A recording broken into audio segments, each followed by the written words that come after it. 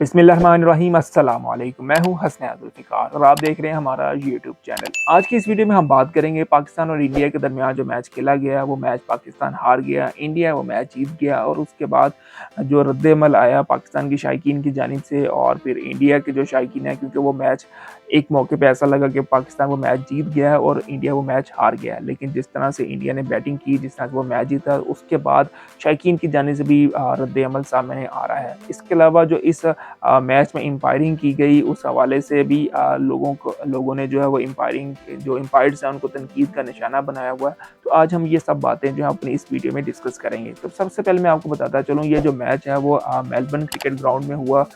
Match start होने से पहले कहा यह जा रहा था कि जो वहाँ का वेदर है उसके मुताबिक बारिश भी हो सकती है, लेकिन बारिश नहीं हुई। पूरा मैच हुआ, पूरा मैच कंप्लीट हुआ और उसके बाद अगर मेलबर्न क्रिकेट ग्राउंड के हवाले से मैं बात करूं तो वहाँ पे जो सीटिंग कैपेसिटी है वो 1,24,25,000 की है। और जो पाकिस्तान और इंडिया के दरमियान मैच हुआ उस टाइम पे जो वो स्टेडियम है वो फुल पैक था, जैम पैक था और बहुत ज़बरदस्त जो क्राउड देखने को नज़र आया। बहुत ज़बरदस्त वहाँ पे जो शायकीन उनका जोश व खरोश था।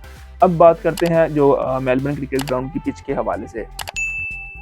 पाकिस्तान और इंडिया के दरमियान जो मैच हुआ उसमें टॉस जो है वो रोहित शर्मा जीते। उन्होंने जीत के फील्डिंग का फैसला किया और अगर उस ग्राउंड की पिच की बात करें तो वो ज़्यादा फास्ट बॉलर्स को सपोर्ट करती है और वहाँ पे पेसर्स जो है अगर वो गुड लेंथ पे बॉल करें तो वहाँ पे उनको अच्छा बाउंस मिलता है और बहुत ज़बरदस्त वो ग्रीनली सी है पिच और वहाँ पे जो है वो बहुत ज़्यादा सपोर्ट करती है फास्ट बॉलर्स को एज़ कम्पेयर टू स्पिनर्स को।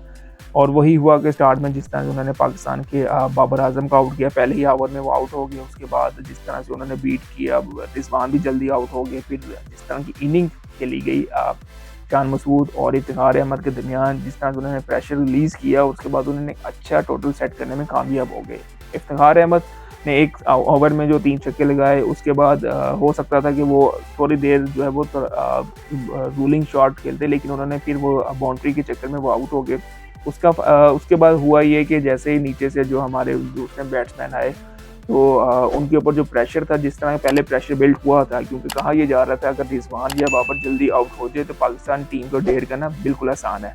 लेकिन इफ्तिखार अहमद ने बहुत शानदार बैटिंग की, ज़िम्मेदाराना बैटिंग की। शान मसूद की भी काफ़ी अच्छी बैटिंग हुई, उन्होंने भी बहुत ज़बरदस्त बैटिंग की।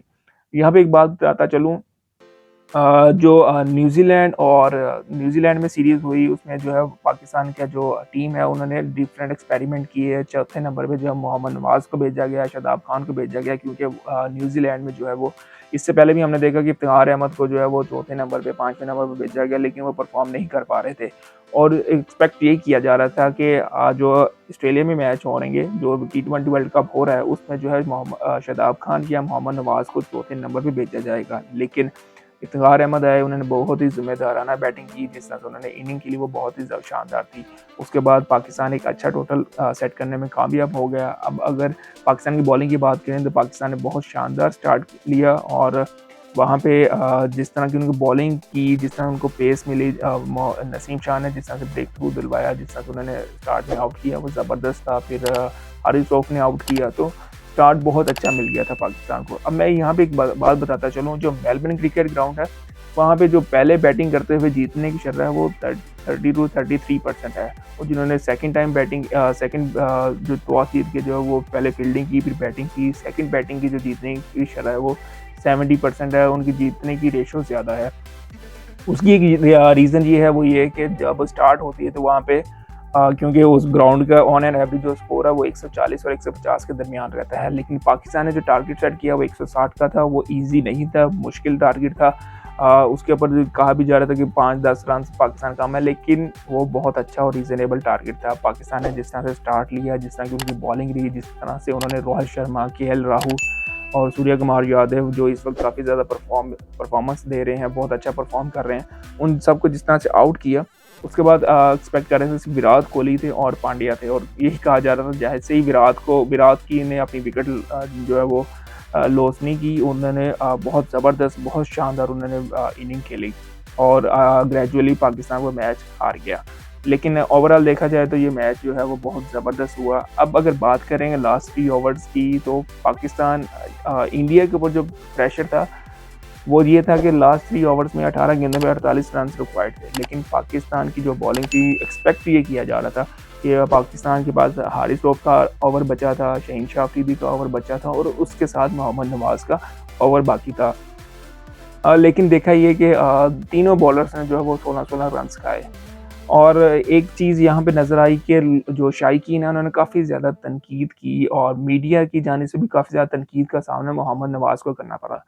मैं यहाँ पे एक बात बताता चलूँ कि मोहम्मद नवाज़ एक स्पिनर बॉलर्स हैं और जब आप उनको डेथ ओवर करने के लिए देंगे तो वहाँ पे स्कोर उनको मार पड़ सकती है, क्योंकि वहाँ पे फास्ट बॉलर्स अगर देखें तो हारिस रऊफ और शहीन शाह अफरीदी जो पाकिस्तान के मेन बॉलर्स हैं, जिनके पास पेस है, जिनके पास सब कुछ है और उनको एक्सपीरियंस भी है, वो पहले भी इन सब चीज़ों को डील कर चुके हैं, उन्होंने बहुत ज़बरदस्त बॉलिंग भी की हुई है। लेकिन जब वो 16-16 रन्स खा रहे हैं तो हम मोहम्मद नवाज़ के ऊपर सारी गलती या सारा मलबा क्यों डाल रहे हैं? क्योंकि वहाँ पे यॉर्कर लेंथ पे बॉल की जाती, हारिस रऊफ ने जिस तरह से 2 छक्के खाए, जिस तरह शहीन शाह अफरीदी ने 1 ओवर में 3 चौके खा लिए, उसके ऊपर बात नहीं की जा रही। लेकिन मोहम्मद नवाज़ के ऊपर काफ़ी तनकीद की गई कि उन्होंने आखिरी ओवर में जिस तरह से 16 रन्स खाए। इसमें मैं बताता चलूँ कि मोहम्मद नवाज़ वो बैट्समैन भी हैं और बॉलर भी हैं, वो ऑलराउंडर हैं।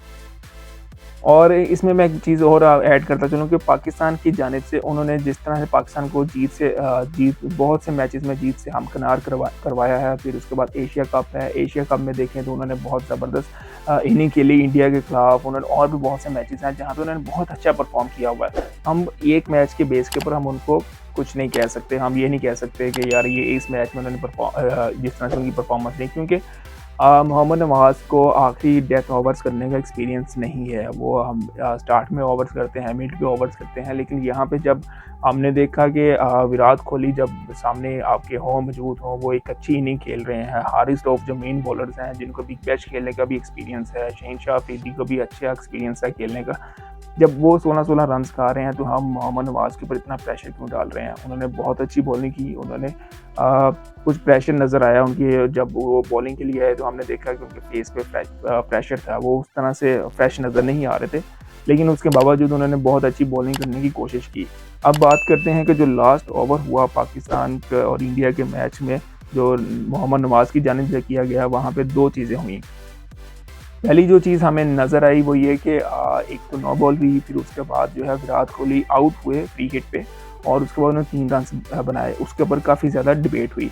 पहली जो चीज़ हुई वो नो बॉल जो थी वो डिबेटेबल टॉपिक है। वहाँ उसके ऊपर काफ़ी ज़्यादा, क्योंकि मोहम्मद नवाज़ के ऊपर काफ़ी ज़्यादा मीम्स बनाई गई थी इस मैच के बाद। तो मैं आपको ये बताता चलूँ, जो नो बॉल है, नो बॉल का जो टॉपिक है वो डिबेटेबल है। उसके हवाले से भी काफ़ी ज़्यादा डिस्कशन चल रही थी कि ये नो बॉल नहीं थी या है। और उसके अलावा जो फ्री हिट है, फ्री हिट पे जो आउट हुए उस पे भी बात हो रही थी। तो नो बॉल जो दी गई वो टॉपिक डिबेटेबल है, क्योंकि जो जहाँ पे बॉल होनी चाहिए, क्योंकि एज़ पर द रूल कि आपकी बैली से अगर ऊपर आती है गेंद, तो आपकी बैली बटन से ऊपर अगर गेंद होती है तो आपको नो बॉल करार दिया जाता है। लेकिन वो पूरी फुल लेंथ पे थी। दूसरी जो चीज़ हमने देखी कि एम्पायर ने जो है वो फर्स्ट टाइम नो बॉल नहीं दी, उन्होंने नहीं देखा, उन्होंने सब बाउंड्री देखी, बाउंड्री होगी, सब कुछ हो गया। जब विराट कोहली ने प्रेशराइज़ किया, जब उन्होंने मुतालबा किया, एहतजाज किया, उसके बाद जो है एम्पायर की जानिब से नो बॉल दी गई। एक तो ये चीज़ होगी। दूसरी चीज़ ये हुई कि विराट कोहली अपनी क्रीज़ से बाहर थे। जब आप अपनी क्रीज़ से बाहर हों और तो आप उसको फुल टॉस बना के खेलने की कोशिश कर रहे हो, या तो आप अपनी क्रीज़ में मौजूद होते हो और आप वहाँ पे आप बॉल आई, तो देखें तो आप उनकी जो बॉल आई वो उस हाइट पे आई नहीं है। तो ये जो टॉपिक था वो डिबेटेबल था, जिसके ऊपर जो इंटरनेशनल नेशनल खिलाड़ियों ने उसके ऊपर जो है वो बात की और उन्होंने कहा कि इसके ऊपर रिव्यू क्यों नहीं हो सकता। तीसरी अगर चीज़ देखें, जो आईसीसी का रूल है, कहा ये जा रहा है कि वो जो नो बॉल हुई, नो बॉल के ऊपर जो है वो रिव्यू लिया जा सकता था, बात की जा सकती थी। लेकिन जो आईसीसी के एमसीसी के रूल्स हैं उसके मुताबिक अगर ऐसी कोई डाउटफुल जो है वो बॉल हो, जहाँ पे जो है लग रहा हो कि ये नो बॉल हो सकती है, सिर्फ उस बॉल को चेक करने के लिए वो थर्ड एम्पायर के पास जा सकते हैं। इसके अलावा वो थर्ड एम्पायर के पास नहीं जा सकते। ये एक रूल है। ये रूल में ये अगर उस बॉल पे विराट कोहली आउट हो जाते तो फिर वो थर्ड एम्पायर के पास जा सकती थी। अब वो आउट नहीं हुए, जो फील्ड एम्पायर थे उन्होंने जो डिसीजन दिया वही काबिल कबूल था। दूसरी चीज़ पे सबसे ज़्यादा बहस हो रही है वो ये है कि जब विराट कोहली फ्री हिट पे आउट हो गए, उसके बाद जो है वो उन्होंने 3 रन्स बना लिए। तो इसमें मैं बताता चलूँ कि एमसीसी की जो क्लॉज़ है 20.1.1 उसके मुताबिक फ्री हिट पे भी आप रन्स ले सकते हैं, फ्री हिट पे आप आउट भी हो जाएँ तब भी रन्स ले सकते हैं। क्योंकि फ्री हिट का मतलब ये है कि उस बॉल पे जो है वो आप आउट नहीं हो सकते, आउट करार नहीं दिया जा सकता, लेकिन उसके अलावा आप जो भी वहाँ पे स्कोर ले सकते हैं, जिस तरह से बाकी गेम चलती है वो वैसे ही चलेगी।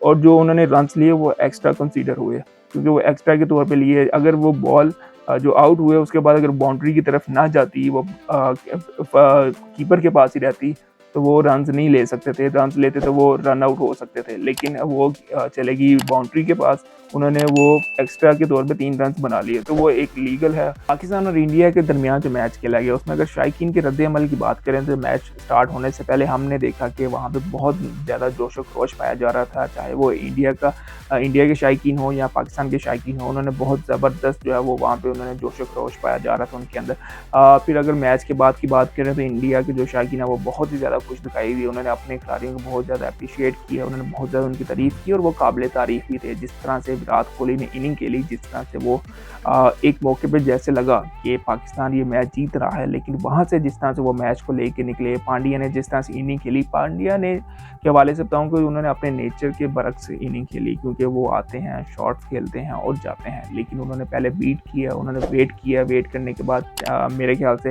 विराट कोहली उनको साथ लेके चल रहे थे, विराट कोहली उनको गाइड कर रहे थे कि अभी आपने कुछ नहीं करना, अभी वेट करें, लेकिन उन्होंने जिस तरह से मैच बनाया और मैच बना के लेके भी गए और विन भी किया, वो एक ज़बरदस्त था। दूसरी जानिब अगर पाकिस्तान के शायकीन की बात करें तो पाकिस्तान के शायकीन ने काफ़ी ज़्यादा जो तनकीद की वो एम्पायर की जानिब से जो नो बॉल दी गई उसके ऊपर काफ़ी ज़्यादा तनकीद। अगर दोनों ममालिक के शायकीन के हवाले से बात की जाए तो मैच शुरू होने से पहले भी हमने देखा कि दोनों ममालिक के जो शायकीन हैं वो बहुत ज़्यादा पुरजोश थे, उनके अंदर जोश और जज्बा पाया जा रहा था। दोनों ही ममालिक के जो शायकीन थे वो एक दूसरे की टीमों को, अपनी टीम्स को जो है सपोर्ट करते हुए दिखाई दे रहे थे।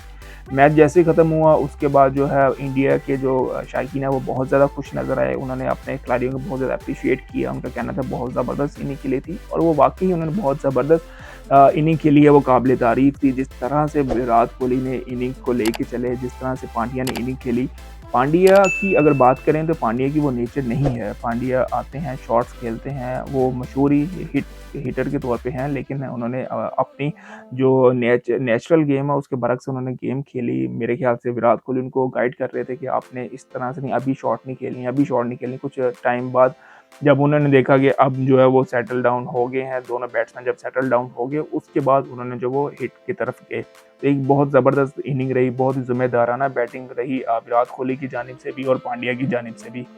अगर अब हम पाकिस्तान के शायकीन की बात करें तो उनका जैसे ही मैच ख़त्म हुआ उसके बाद उनके जो गिले-शिकवे थे वो ये थे कि एम्पायर ने जो नो बॉल दी वो नो बॉल नहीं थी। उन्होंने काफ़ी ज़्यादा तनकीद भी की।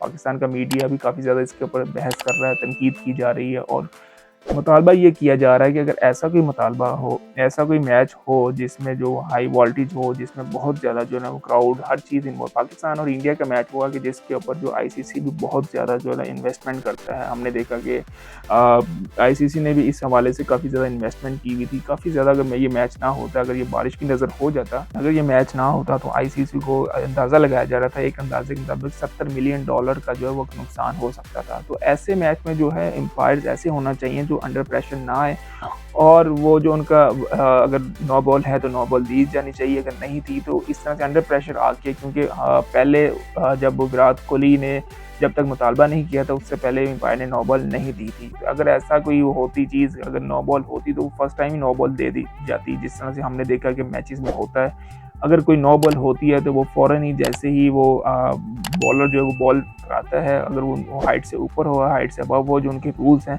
तो एम्पायर की जानिब से जो एम्पायर वहाँ पे मौजूद होते हैं उनकी जानिब से वो नो बॉल का इशारा दे दिया जाता है। लेकिन इस केस में जो पाकिस्तान और इंडिया का मैच हुआ वहाँ उस वक्त पे नो बॉल नहीं दी गई। जब विराट कोहली ने मुतालबा किया तो उसके बाद जो है वहाँ पे जो एम्पायर मौजूद थे उन्होंने नो बॉल करार दिया। तो शायकीन का यही कहना था कि ऐसे जो हाई वोल्टेज मैचेस होते हैं उसमें एम्पायर का जो स्टैंडर्ड है वो बेहतर होना चाहिए। ऐसे एम्पायर्स का पैनल होना चाहिए जो अंडर प्रेशर ना आए और प्रेशर लेके जो है वो कोई डिसीजन ना ले, बल्कि वो जो डिसीजन हो, जो उस वक्त एक्चुअल सिचुएशन हो उसके मुताबिक ही वो डिसीजन करें। आपको जो हमारी जो वीडियो है वो पसंद आई होगी। मज़ीद ऐसी वीडियो देखने के लिए हमारा चैनल लाइक कीजिए, सब्सक्राइब कीजिए। अल्लाह हाफ़िज़।